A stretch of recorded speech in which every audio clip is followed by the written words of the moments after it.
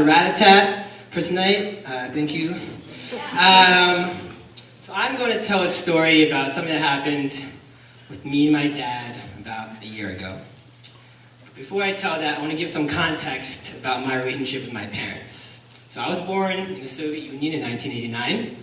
I moved to the United States in 91. I grew up in Northeast Philly, so my parents are very intense people. I'm going to give you some context about their intensity and also the fear that was instilled in me by them. When I was about 7, I had a lot of trouble eating soup. I particularly despised vegetable soup. As a 7-year-old, vegetables aren't exciting. Gummy bears, Pop-Tarts, cereal, soda is exciting. Vegetables are not exciting. So when your mom and dad sit you down to eat soup, you might not want to eat it.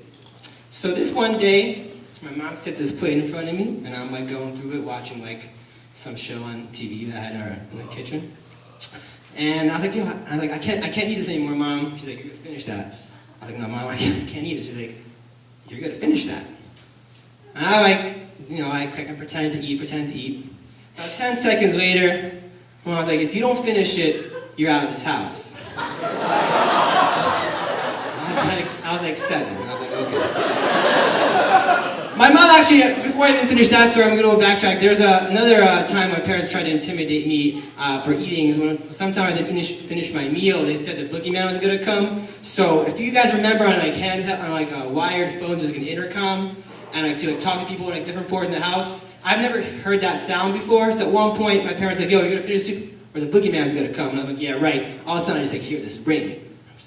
Fuck is that? They're like, you want me to pick it up, Roman? I was like, no, I got it, I'll finish it. So that just one thing to happen. Fast forward, she's like, you better finish the soup right now or you're out of the house. So my mom takes me by the collar, takes me with an apartment buildings in Northeast Philly, sits me down the staircase in the apartments, takes the soup out, puts it in front of me. She said, you're not coming back in until you finish this. So long story short, I cried my way back in. That's just a little story about my mom.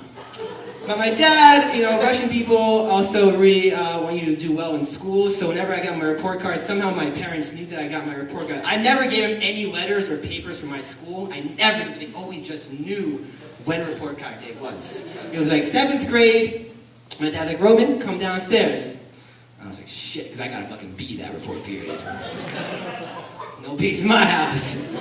Come downstairs, my dad had a belt, and he showed me a report card. Long story short, I got whipped a lot.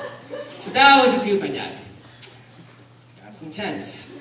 I don't know how you guys are feeling. So I'm gonna fast forward to 2014. So throughout my life with my dad, I was very, very scared of him. I could never do anything right. He always made me feel bad. We have a weird relationship, but I love him, and because of them, I was a good student, and I don't waste food. So I'm thankful for that.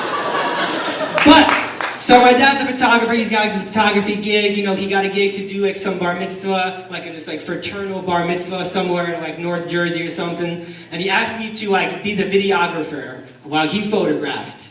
I've never done videography, but I was like, whatever, I'll do it. I'll help you out. So this thing, this bar mitzvah happens, I come there, everyone's really nicely dressed, everyone these kids prepared, your bar mitzvah, you prepare for so long, it's such a big deal, blah, blah, blah, you study, you get all the money, blah, blah, whatever. So, before all the crowd comes in, I practice my panning, I got my shots lined out, I'm gonna do the little ceiling, I'm gonna go like this, and I'm gonna come back to the bread, and then the wine, and then see the kids, and the grandfather's gonna come, I had it all lined up. And then, at some point, procession starts, and I'm kind of standing there with my video camera. And at some point, somebody walks in the side and pull out the wire of the camera, so the power goes out. I was really, really nervous, but I just kind of plugged it back in. So I'm still kind of, standing there, videographing this bar mitzvah, this procession, these 2 twin whatevers.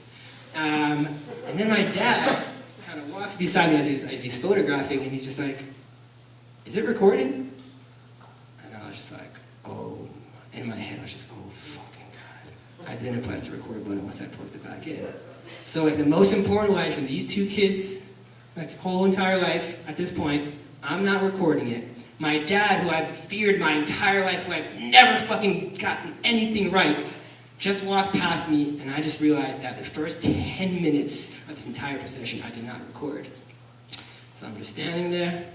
All of a sudden, I just like feel like this like warmth in my body. Things get blurry, and then I wake up, and I just see the ceiling, and there's all these faces rushing around me, and they're talking outside. And then, so basically, I fainted. And I want to say thank you to the woman who stuck her high heel out, who broke my fall from falling on the tile. I want to thank you to the Jewish doctor, who obviously was in the house because it was a Jewish bar mitzvah. There's no other bar mitzvah. Right? And also, you know, I guess another person who was not so thankful were the two people, were the two kids whose bar mitzvah I just ruined. So they're probably like, fucking thanks a lot. That's my story.